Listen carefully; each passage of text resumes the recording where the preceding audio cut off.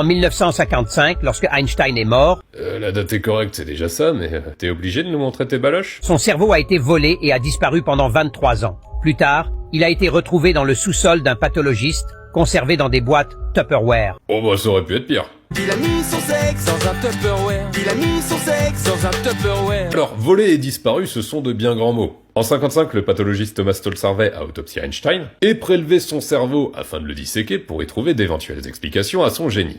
Jusque-là, tout va bien, on aurait tous fait ça pour quelqu'un qu'on aime. Le problème, c'est qu'il a demandé l'autorisation à la famille, après l'avoir déjà fait. Ah, au fait, je lui ai découpé le crâne et j'ai pris son cerveau. On est cool. Cela dit, il a fini par obtenir l'accord de la famille et on n'en a plus entendu parler. Jusqu'à ce que 22 ans plus tard, le journaliste Stephen Levy aille voir le docteur Harvey et lui demande « Au fait, le cerveau d'Einstein, vous l'avez toujours ?»